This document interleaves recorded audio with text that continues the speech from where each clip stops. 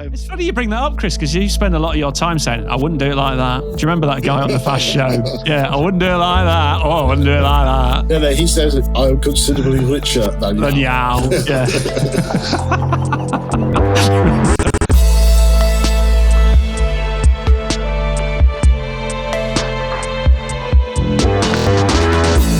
Welcome to Cloud Realities, an original podcast from Capgemini. And this week, a conversation show exploring the economic realities of cloud transformation.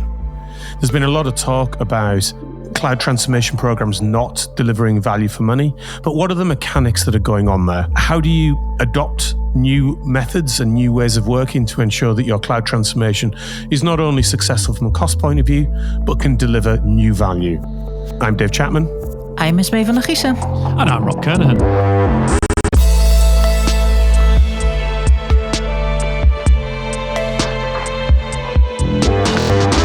So we're here with another Access All Areas episode, Robert.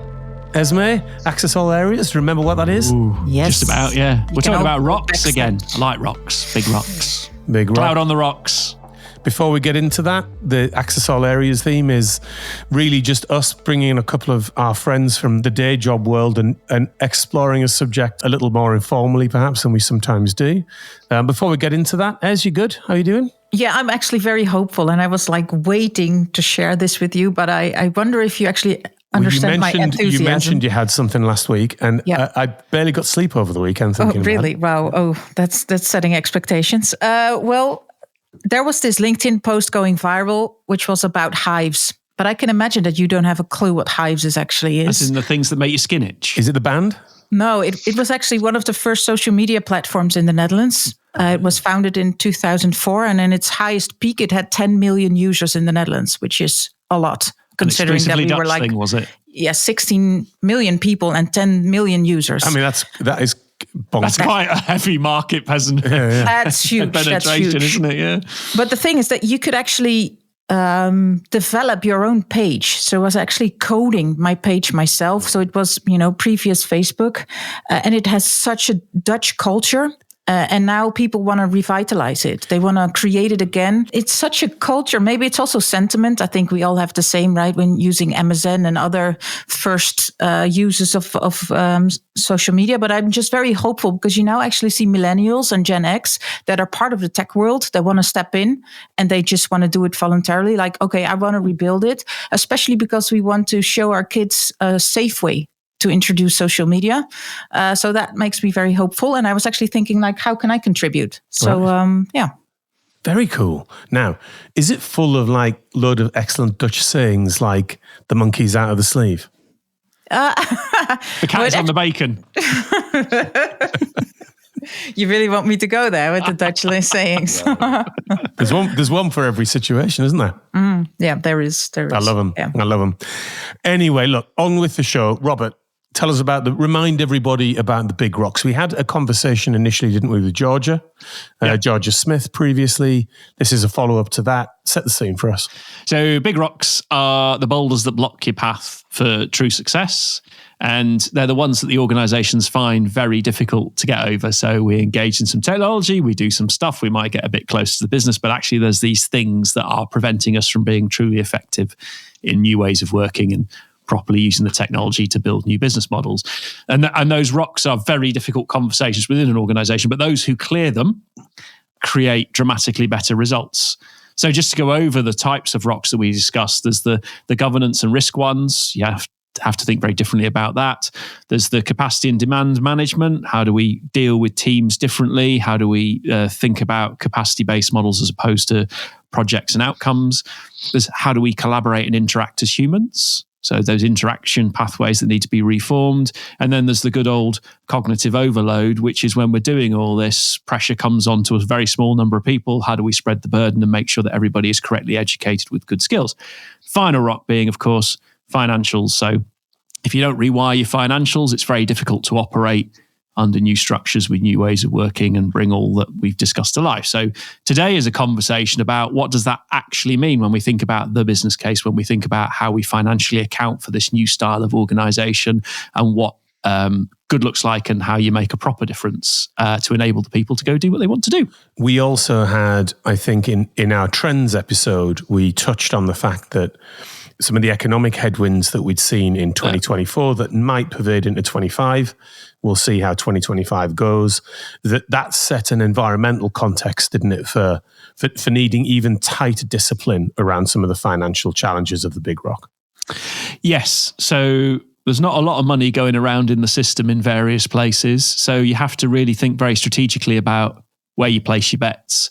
And that creates some hesitation when you want to go and spend. And there's a bit of a leap when you move to cloud as well. So you really need to embrace a different way of thinking and lay out where your costs are actually going to come from and understand the dynamic and get more transparency in understanding what is going on within all of this organization. So hopefully we'll get to all that today and we'll discuss the ins and outs of it. And I am delighted to say joining us for that exploration are a couple of friends of the show, Chris Dudgeon and Jez Back. Chris, Jez, how are you doing? Thank you for taking the time out of your busy schedules to join us for a bit of a chat. You going good? Really good. Great to be here, Dave. Thanks for having us. Yeah, really good. Thanks. Yeah, I'm delighted to be here. It's going to be a bit of experience, isn't it? It is indeed. It is going to be a walk through all the fascinating financial mechanics that I know, Chris, you love, don't you? Absolutely. It's my favourite thing, Dave. Yeah. I've known Chris for a couple of years now. I've never seen him more excited than when he's drawn a graph on a whiteboard. No, it's the graph on the whiteboard or the day that Chris actually drew the graph, not in PowerPoint or anywhere sensible where you draw a picture, but he very carefully made all the cells really small in an Excel workbook and then drew the visual using what would be like a VIC-20 style pixelation approach. That is Thanks a man who loves his Excel. That was a day when I looked at this and go, he sent me a picture, but he's drawn it in Excel. My favourite moment was when Chris was presenting via Excel and literally had a screen full of numbers and started the presentation with, just ignore the numbers. But there's nothing else on the screen. But obviously, here as a highly credible and well-respected guest of the show. Thanks for coming along, Chris. Yeah, no, honestly, never again. And thankfully, guys. we've got Jez's backup. Yeah, absolutely. So, hi, how are you doing? For those people who don't know me, I'm one of the colleagues of the guys here, and I'm a cloud economist in our event team, and I'm also a global offering leader of one of our offers. So that keeps me busy and out of trouble. Good to see you, Jez. And on a serious note, Chris, ex-CFO, give us a bit of your background. So, yeah, I mean, I have a 30-year career. I've done pretty much every job there is in finance. So I've spent most of that in finance. And then I've spent the last sort of 5 or 6 years working with cloud. So I would sort of describe myself as half accountant, half technology nerd, which is basically means that I'm not someone you want to get stuck next to at a dinner party. I actually just call Chris my favourite recovering accountant. That's how I normally refer to him. Just imagine the opportunity. Chris is on your left-hand side talking about financials and accounting, and I'm on your right-hand side talking about regulation and security controls. I mean, that is going to be an evening that everybody's going to love. That is literally the podcast we're about to do, pretty much, isn't it? Strap in. Everybody's switching off now. This has to stop. So look, on that note, I think we are suitably well qualified to wade into the world of financial challenges and structures around cloud transformation. So what's pretty clear when you go through the process of a cloud transformation, what you're actually doing is you're sort of changing the financial model of how IT functions from being something that had an element of operating budget and investment budget, and it's swinging more towards operating. So Chris, just set that framework out for us as we get going, just as by way of setting a baseline. Yeah, sure. So I think in the old world there's a real mixture of capital spend and operational spend, as you've said, Dave. So anything, hardware projects, everything like that was all capitalized and it was done on a long-term basis. And I think we're moving to a world now where a significant proportion of IT budgets is much more consumable. It's it's IaaS, it's PaaS, it's SaaS. It's very, very different. And I think that change has far more consequences than our generally recognized, and it really can impact the way that financials work within an organization. It changes where the control sits. So in the old world, if you wanted to spend some capital, typically you would go to your board and you would ask for some money and you would justify it, etc. And now we move to a model where, we can have engineers just sitting at a desk and they stand up a couple of instances to crack on with a piece of work that they've got going. And, that's a completely different, that authority matrix has just become almost invalid overnight. And also from a point of view of how an organization accounts for itself from the seat of the CFO, why is it material that it's spent as operating rather than investment? So principally, capital expenditure gets put onto the balance sheet and converted into depreciation. Operational expenditure goes through the P&L. And what that does is one of the key metrics that a lot of organizations use to demonstrate their financial performance is something called EBITDA, earnings before interest, tax, depreciation, amortization, right? So in the old world, any capital purchases, any hardware that you bought, for example, would convert into depreciation and would not impact EBITDA. So suddenly, if you replace your legacy data centers with a load of cloud, you're going to damage one of the key metrics that are often used to understand business performance. And I think over time that will potentially change, and maybe a different mix of metrics will become more prevalent.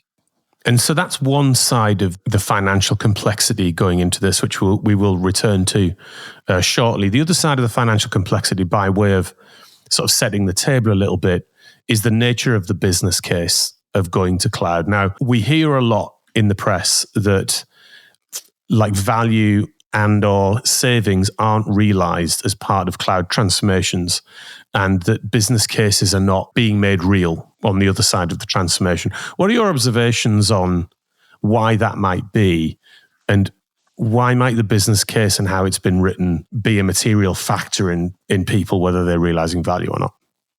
I think there's a complexity to the business case that I think is sometimes not always considered before transformation begins. So if you consider the legacy world, right, the IT spend is not a simple thing. It's not just what did I spend last month, and that's my spend. It's much more complex than that. It's to do with historical decisions, historical purchases. There's capital, there's operational costs, there's depreciation, there's extending the life of assets. There's all sorts of complexities around the as-is spend. Now it's much easier to be able to articulate the cloud spend at a level of granularity and a level of detail, but trying to compare the two, which is the essence of the business case, to demonstrate that one is lower than the other, is really quite a difficult thing to do. And I think if you combine that with pressures on clients to move to cloud quickly, whether they be technology pressures or whether they be optical pressures or whatever those pressures are, sometimes actually the move is done not necessarily in the most optimized way, and therefore some of the potential savings are not realized. And you almost, certainly my experience, what I'm seeing is it's almost two waves. It's like, there's the move to cloud and we're not getting the savings we're expecting. And then there's the optimization of what's been moved, and then there's the rethink. And I think if organizations expect to save a load of money by moving to cloud, but they haven't done that level of thinking and they haven't got their operating model right, then realistically those savings are not going to materialize in the way that they potentially could. So it's about doing it right. If I could just jump in on that one. So there's also a bit of a fundamentals here, and I'm not even going to talk about the word cloud at this stage. There is a massive difference between cost out, cost optimization, and cost efficiency. And when people put these business cases together... You might want to explain that to Rob, Jez. Yeah. So one of the classic challenges is that people dangle this promise of savings as part of the business case. And countless times that's not materialized. But actually what has materialized has been greater value generated by the business through productivity, through more units sold, et cetera, et cetera, et cetera. Bring this to life. I helped an organization initially cost out a lot of spend, but 9 months later, they were back at the same number of spend. But actually, the amount of units they had shipped was 1.6 times the amount that they were doing previously. So actually, in terms of accretive growth, nice financial term, namely the cost of the bill went up at a slower rate of the amount of product shipped. So there was greater profitability Had there. that been predicted and modelled as part of the business case? So was that therefore within the conversation and measures of success? Or was that something that had happened to one side, maybe loosely coupled to the cloud transformation, that hadn't been valued as part of the business case exercise? So it was not part of the business case exercise because people were looking at like for like. Yeah. It was an unintended consequence of which people, including some finance folk, were surprised by. So language and context is really important here. And I think with business cases, people trying to articulate value is a long historic problem in the formation and writing of business cases. And if you think about how people view a business case, it's still very traditional P times Q below the line. That's a cost I see today. That's a cost I see tomorrow. And then you come to these intangibles, which are harder to measure, which is will drive growth. And it's not a leap of faith, but it's a different way of thinking about a business case. And a lot of what cloud and new operating models allow us to do is do like that 1.6 times multiplier, which is massive from a business case perspective. But when you write it all down, there's this bit on the business case that's easy to believe. And then there's this bit on this business case that's much harder to believe. It needs a lot higher level of understanding. And then when you're working with the financial community, and no criticism to them because they do a difficult job, but when you're talking about technology and change in new business models, that's a difficult thing for them to understand. And then the business case gets into a much harder conversation. So you've got a number of moving parts in that position, haven't you? You've got the changing nature of the financial model that Chris talked us through in the first place. And then you've got business cases that actually to quantify the value aspect of the business case, you almost by definition can't do apples for apples. Because if you're doing like, servers base versus instances or whatever your base metric is going to be in your business case, that is not going to factor in the much broader blast radius of the cloud, is it? Exactly. I think it's really hard to be able to do that. And I've been, I've spent most of my career in finance and I've done CFO roles and it's very difficult if someone presents a business case that says we want to spend a load of money doing a technology-based transformation and it's going to help the business to grow and you're going to get more market share and you're going to be able to respond to the market faster. It just feels a little bit woolly and quite hard to join the dots. And whereas actually if someone said, you're spending X, and when we do this, you're going to spend X minus 30%. And here's we can demonstrate that. And that's why I think what we end up typically doing with clients is doing what we would call a tangible business case, exactly as Jez described, and then actually talking about the intangible benefits or the slightly less tangible benefits, like the growth, like the accelerated ability to be able to respond to the market. But it's incredibly difficult to try and put a value on those without it seeming a bit woolly. It requires on the information and people in the new model to achieve goals that aren't there, and you might not have a direct line of sight of them. So there has to be this belief in the organization will deliver when enabled. And I think for many who might have been through tech transformations, especially the ERP wars of the 2000s that Dave loves so much, that they have a jaded view of what IT is going to deliver against its technology business case, etc. That's also a really important point because, again, this is another contextual moment. Nobody wakes up in the morning and goes, oh, I'm going to screw up the business today, right? Everyone does stuff in really good intention. And the information that's available at the time, the assumptions that were made based upon the factors and the environmental pressures that are on them at that time are good until they're not. And suddenly the business case falls apart. And one of the key bits about business cases, which traditionally doesn't happen, in the same thing that happens in transformation case, the first casualty of war in any business case transformation is no one goes back to revisit the business case and everyone dumps the change budget, especially after phase one benefits has been achieved, because everyone's hitting the highs, high-fiving all around going, this is going great. Let's just see how this is going and how do we maintain that momentum. So there is a discipline to this that's often case failure. I think for me, fundamentally, right, cloud should be seen as an enabler for growth, not as a way to save IT budget.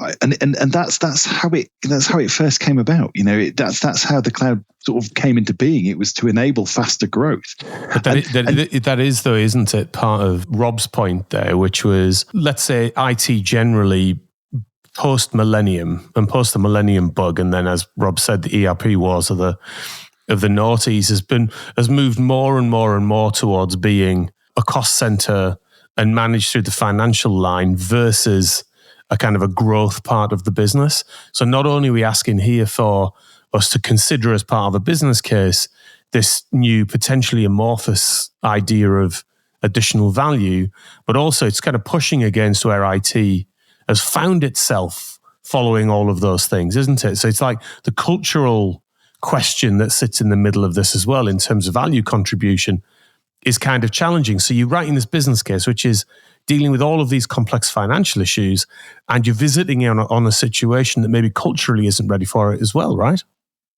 Yeah, absolutely. Yeah, I mean, this is a skills challenge, right? So if suddenly you were taught French cooking, and that's all you ever learned in culinary school, and then you turn up and someone says, right, now you're going to make me sushi, people are going to start panicking and go, well, I've got a vague idea about how to do that, but they've not been taught how to do it. It's still food at the end of the day, and tasty food at that. But is it done in the way and the levels of quality that's expected if you've not been taught the skills? And so that change, that cultural aspect is a skills issue, and that's to do with that change point I made. But the other part to that is it's a different way of thinking. And that, we can then start unpacking the whole, at what stage in your technology career did someone take you aside and say, hey, Dave, this is actually how a profit and loss actually works. And when you're making these decisions, this is what happens. It's not in any formal training. It's not until you hit levels of when it's almost too late now, when everyone is a buyer. Everyone's out there making these decisions. And I think that's the problem as a CFO, right? That's quite a terrifying proposition, right? Because the one thing that you want as a CFO or a finance director, whatever in a senior finance role, is you want control.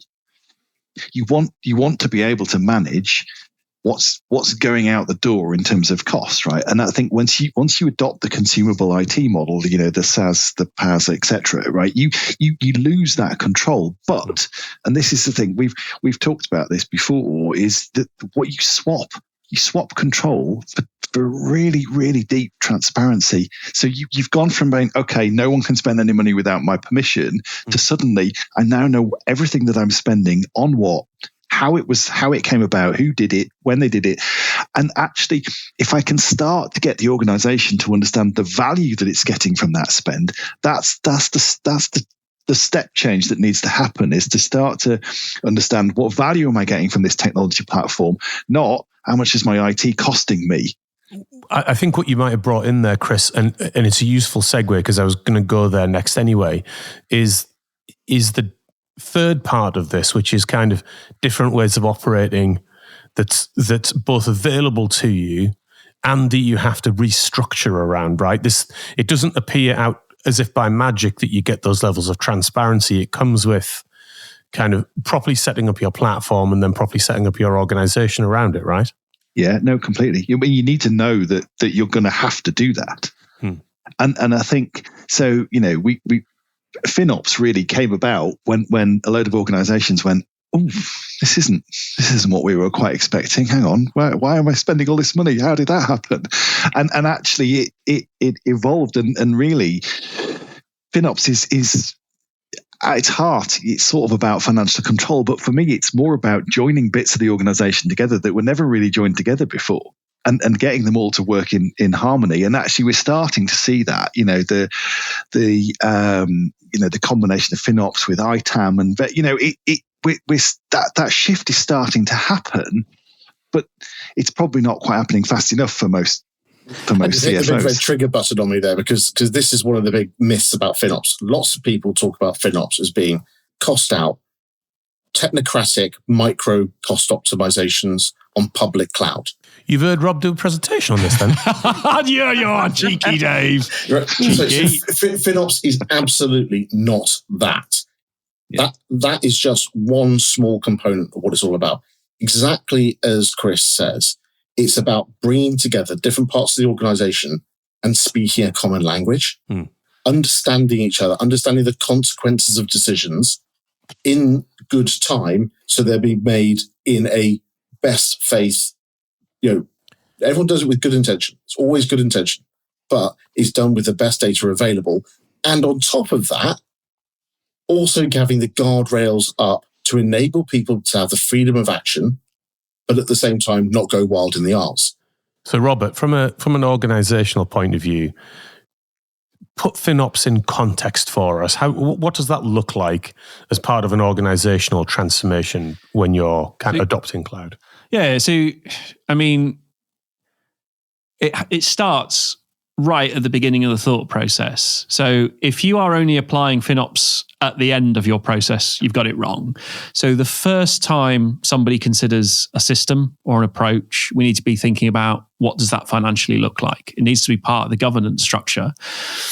As you're cutting lines of code, you need to be understanding the cost of that as you execute on them. In early testing cycles, you need to be measuring the financial performance of your system, and you need to be understanding it so you can profile it, and you understand that when somebody somewhere in the organization clicks a button, it costs you 17 pence, or when they click a button, it's 50 quid and you need to go and optimize it, etc. At the same time, you need to be able to give people the democratized access to technology, but you need to have some guardrails around that and maybe some more formal controls so that they can't run an absolutely ridiculous query on a massive data lake, cause threads to go spinning off for hours and then come back and there's a massive bill. So all of that is really hard to retrofit. So you need to do it right at the beginning of the thought process as you're implementing. So financial optimization and cost optimization needs to be done as part of the initial design process, the deployment process, and then you need feedback loop. So when it arrives in live, hopefully you understand exactly what it's going to cost and how it's going to behave against the variation of the transactions coming in, and then you feed that back and you repeat. So it's at that, you've had an idea to do something, understand what it actually means from a financial perspective. And just to add to a point that was just made, one of the uncomfortable things about cloud and budgeting is, if I've got a bucket of cash and I need to use that to run my IT department for a year, I can sometimes decide to avoid spending money and I can keep the bucket topped up. When you get into this type of operational pattern, your spend is there and it's going and you can't switch the production systems off. So avoiding a purchase, maybe to not refresh the server or not to renew a license, isn't available to you in the same way. So you need a complete mindset shift on how your budget allocation applies to the discharge of responsibility from an IT organization perspective and how that then interlinks up to the business. So yeah, it's got to start. As soon as you're thinking technology, you need to be thinking, what's that actually going to mean when it gets to the build cycle?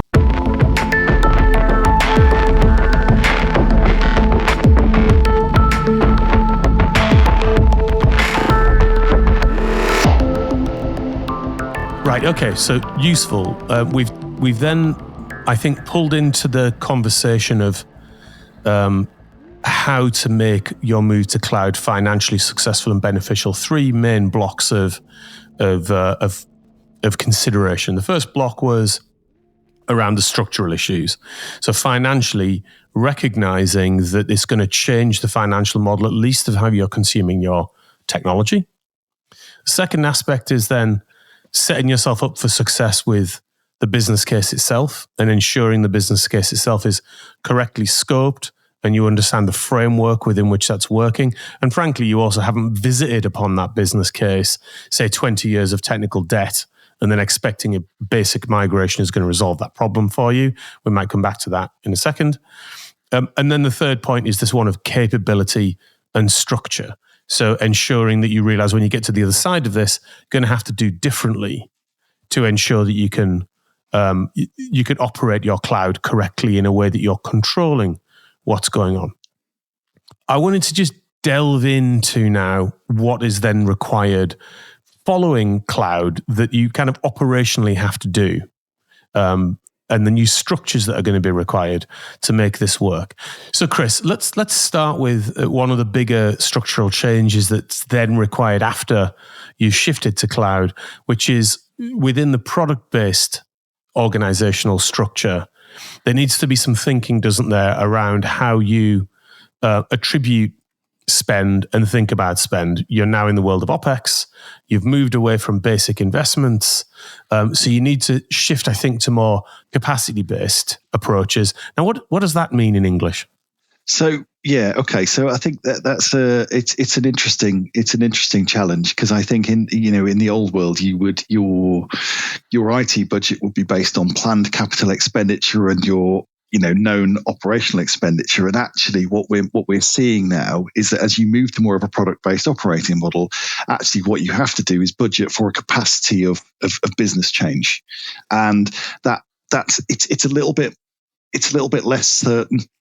And the product owners are delivering a service back to the business, so that they've got to have a certain amount of capacity in order to be able to deliver the anticipated level of business change, and that's likely to fluctuate, right? But I think it fundamentally stems from understanding that technology costs should be measured in terms of the value to the business that they deliver. It's how much bang do I get for my buck, not how many bucks am I spending. And that's the biggest shift. It really is a significant kind of upending of the way that costs are considered. And I think that capacity of change is a tricky thing to get right. Okay, it's not. I think that's a real challenge that most organisations are going to. It comes hand in glove, doesn't it, with a change in how, and we touched on this a little bit, I think, earlier. Let's just deep dive into this a little bit. It comes hand in glove with the changing nature of delegations and empowerment across a product structure. And I think there's another aspect to this about where the spend is actually occurring. So, Jez, when you look into a new product model, different types of empowerments, and different telemetry that you can get from the cloud, what is it that we see in terms of spending patterns, and therefore how, if I was a CFO, I could get myself comfortable with different levels of empowered spending? Yeah. So a lot of conversation gets driven around infrastructure and platforms as a service. And that dominates the whole FinOps conversation. It dominates a lot of the conversation that's happening around on-demand technology or consumable technology spend. But there's a bigger problem that's lying out there that we're not talking about, which is software as a service, SaaS. The reality is that inside of an organization, the average spend per employee on SaaS apps is $4,830. Okay, that's up 21.9% from last year. All right, so that's a big old growth. This software as a service is eating the world. But when you then say, well, who's spending that? Well, only 21.6% of that spend in an enterprise organization is actually done and managed by the IT organization.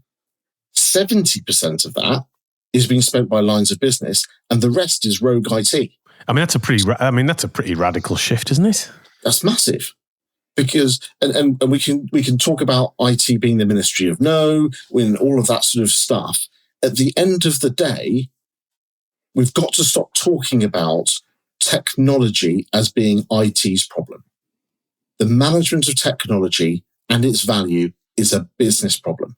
Well, the interesting thing there is that again, I think goes along with where IT had got itself to, where IT was sort of the arbiters of technology spend, and it was very much like a cost-centric conversation. So not only has the puck moved from a point of view of what measurement of good looks like, e.g. value, not just reduced cost, but also IT's ability to actually control cost has been minimized over time, hasn't it? Yeah, absolutely, because everyone's a buyer. You can have a VP sitting inside a line of business who says, and I'm going to pick on marketing because they're a really good example, right? The head of marketing will turn around to their team and say, You need Canva? I think Marcel just flinched. Yeah, they go, you need Canva? Look, just go and buy a couple of licenses, put on expenses, and I'll sign it off on my budget. It's fine. Just go and do that. And then suddenly you have the marketing team in Germany, the marketing team in the UK, the marketing team in the US, all buying as separate cost centers the same product. And there's no economy of scale. There's no control on that. But then the US guys decide that they don't want Canva anymore. They want to use Adobe. And then the UK guys decide that actually they want to go to the Canva Pro license. And suddenly we then got different types of licenses, different buying centers, all not joined up together. And that complexity just compounds and compounds and compounds. I think if you put that also in the context of, having done budgets for many organizations over many years, right? When you're setting budgets for the next financial year, it's far easier for a part of the organization that's got top line to come in and demand more cost to deliver their top line, right? If IT still sit in the same bucket as finance and HR and the traditional overheads, they don't have that power in the budget conversation. So what happens is they end up somewhere down the food chain and they just get told, oh, well, you need to take 10% off whatever you had last year or 20% off what you had last year. And I think what happens there, and this is why you're seeing more of the technology spend is now being being driven from the business, because actually the business have recognized that technology is the enabler, enables them to go out and succeed and get growth and everything else. But if you don't get that balance readdressed and give the IT department a bigger seat at the table and the ability to really drive that value, you lose the control, which is exactly the point that Jez is making. So you end up with this really fragmented estate because everyone's just gone, well, I need something. I'm just going to go out and buy what I need because the IT have got no budget. So it self-fulfills. Yeah, and there's a segue. Sorry, there's a segue just to finish that off, which takes you to one of your future podcasts, which is also, there's a massive security question that goes with all this. Because a lot of these SaaS apps are on low or poor levels of the Cloud Confidence Index.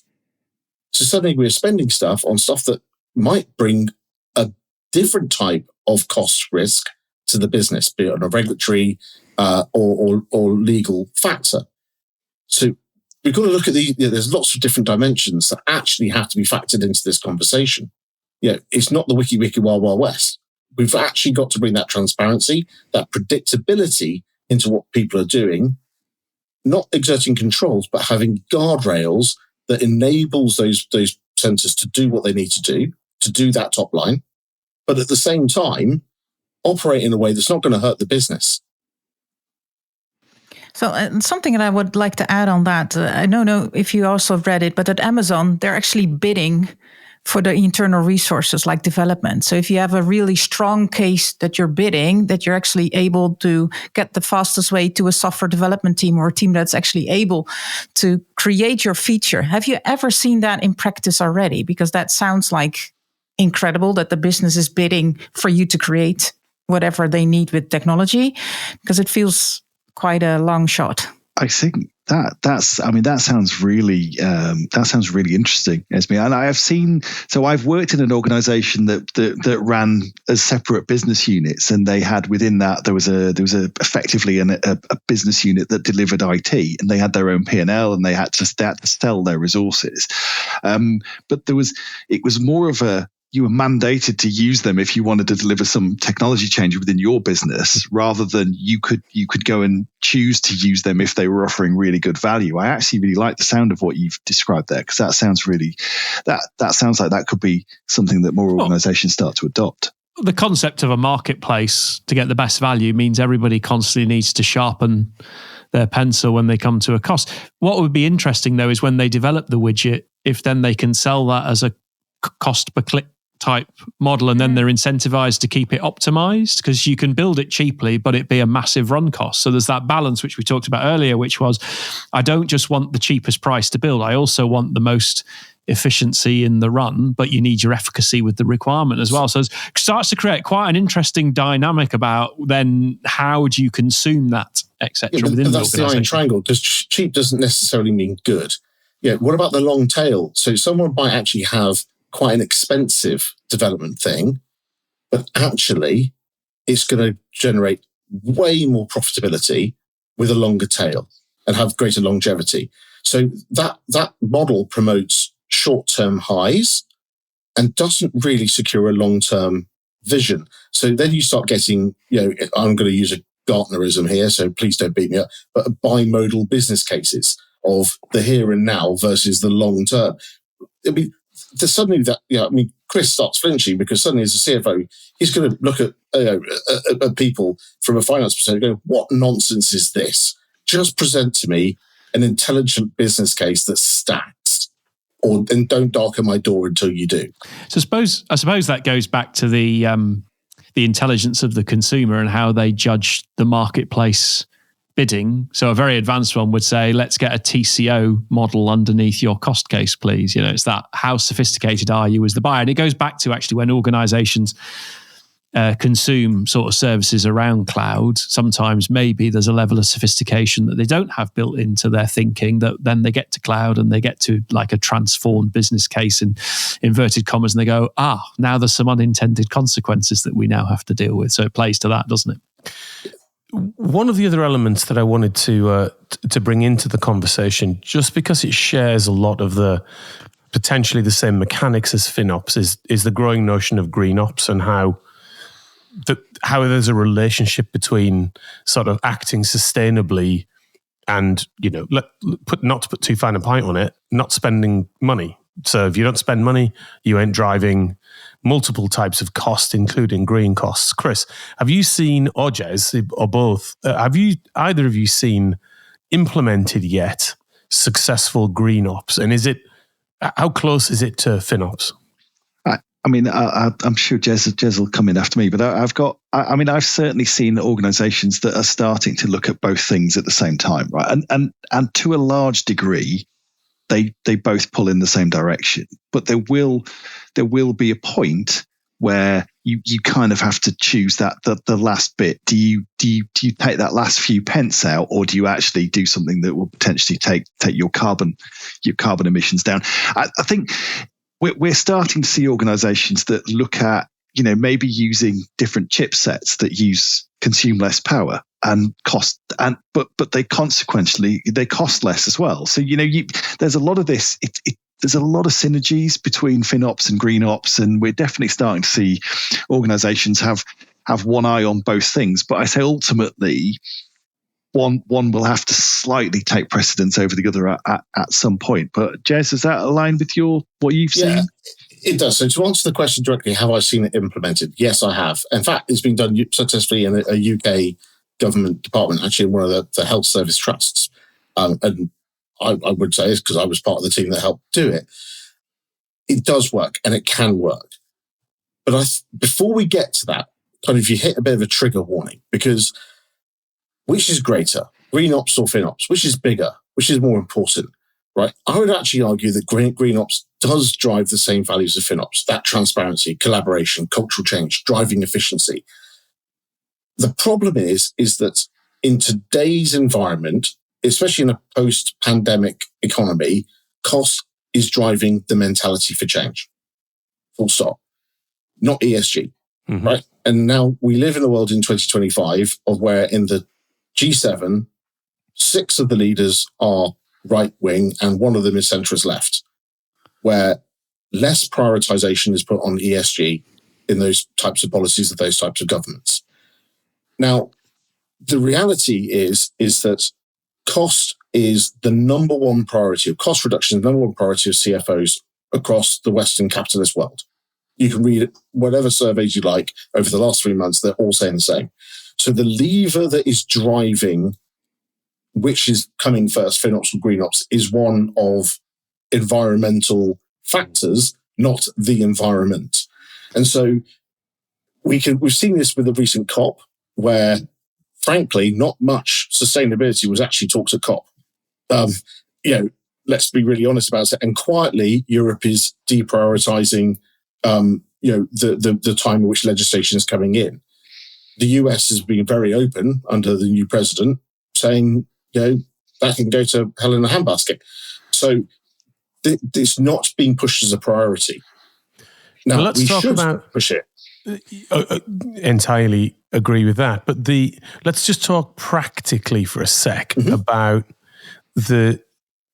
very, very briefly, a pen picture of what good FinOps looks like, and then how that translates into, kind of additional green. I was going to get to that. So this is the same problem as cost out is the term net zero. Both of them, you can never hit zero cost, and you can never hit net zero unless we all take off our clothes, we stop breathing, stop eating, stop drinking, and then don't decompose when we die, right? It just doesn't happen. So we've got to get to the baseline of what is an acceptable level of consumption. And when you balance that from a green ops perspective in an organization, you can look at that from multiple factors more than just carbon, also rare earth materials, et cetera, et cetera, et cetera. This is what are the metrics that matter to your organization and why. And so when I worked with a health organization about this, the big focus at the time was carbon, but also water. So it was also about the amount of liters consumed, because if you think about medical equipment, that consumes a lot of water. So that was a big factor. That was what was driving their ESG agenda at the time. So we've got to zone in on the metrics that matter, and those are things that drive those behaviors. In some cases, that also meant going to more expensive instances in cloud consumption than it did in terms of the environmental impact, both from a carbon and a water consumption basis. And a very good example of that is a macro decision at that level is France is predominantly nuclear power. So if you use a French-powered data center, which is using nuclear, love it or hate it, it has very low CO2 emissions. So if you want to be greener, move your payloads to France and your CO2 output will drop because of the way the power was generated. That may have a financial impact. It may have a latency impact. There may be some regulatory things you need to think about around that. But that's where FinOps and GreenOps diverge, because you've got this macro thinking that sometimes you have to play into it to say, what's the power generation of the region that I'm currently running in? And that's not dictated by the hyperscalers or the CSPs as much as it is, 30 years of national policy around where they source their fuel from. So there's some really big things there's some really good parallels between FinOps and GreenOps, like we've said about just reducing consumption, but there's some other big things where it's counterintuitive to do something that might actually massively reduce carbon, but might drive costs in another way. But this is trade-offs, right? Everyone's driving for this ones and zeros answer, this binary answer. There is no binary answers when it comes to business strategy, business outcomes, value. It's impossible to get to a binary outcome on everything. No, it's a complex. Yeah, it is a complex system, isn't it? That we're balancing here, and I think maybe just to bring our conversation to a bit of a close, we've talked about the varying different dynamics and some of the structural changes and some of the techniques and capabilities that need to be built.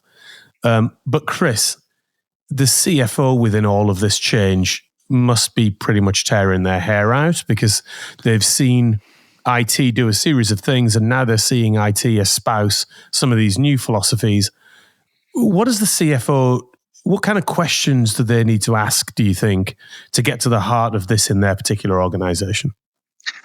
I think for me, if I put my old hat on, what I'd want to understand is how am I getting value from it? It's all about value for the spend, right? And it's, as Jez said, it's trade-offs, right? So if I'm incurring a certain amount of carbon or I'm incurring a certain amount of spend, I want to know that that's worth it to me as within my organization. So I think, and that requires a different way of measuring success and performance and different metrics, and they have to engage in the fact that this is going to be a change to the delegation structure. It is going to be a change to the financial framework if it's going to be successful.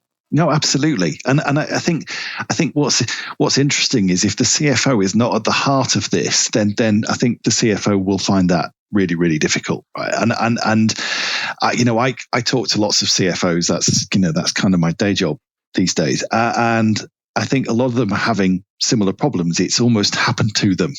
And now a lot of them are on the back foot. A lot of them are struggling to understand, okay, I've now got a level of uncontrollability about my consumable IT spend. How do I fix that. And just shouting at the IT department doesn't do it, right? As much as it might be fun.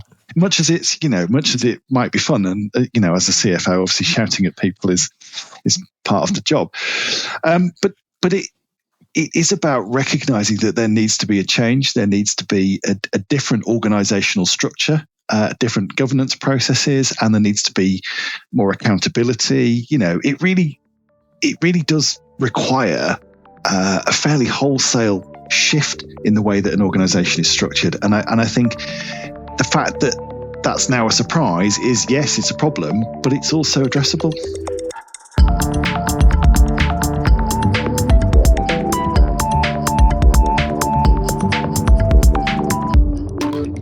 Very good. So now we end every episode of this podcast by asking our guests, and in this case, friends of the show, what they're excited about doing next. And that could be got a great restaurant booked at the weekend, or it could be something in your professional lives. So let's crack on.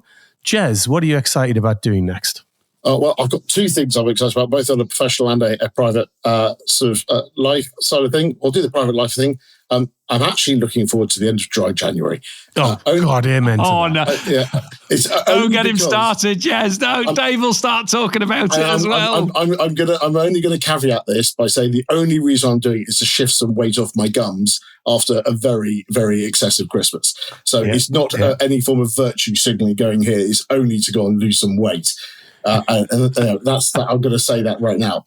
So it is miserable, though. To January the 43rd. Why do it in January? It's the worst month of the year, and then you deprive yourself. It's like I don't get it. The only argument I can think of is that you are you're fully topped up by the end of December. Let's face it, and then also everybody's a little bit skint in January, so people tend not to go out, and so there's a kind of if you're going to do it now, do it rather than say in the summer when you want to be sitting drinking rosé in an evening, right? So, Rob, actually, I know what is slightly different. Is that actually I've got to shift some weight so I can get back on my paddleboard when the weather starts improving because I'm missing being out on the water with the winter months. Well, that's what I'm driving. So, Rob likes to go out on his yacht in the spring once he gets it out of dry dock, right, Rob? Yeah, out of dry dock round the Greek islands, boat drinks on the poop deck. Yeah, nice, very nice. And Jez, what was your professional one? So I'm not shilling anything here, but I've got a big product launch happening soon. So getting that over the line and actually being able to have a full night's sleep without having to worry about stuff, that's the bit I'm looking forward to. Godspeed with that. Godspeed with that. Chris, what are you excited about doing next? I'm going out for dinner on Friday with Robert.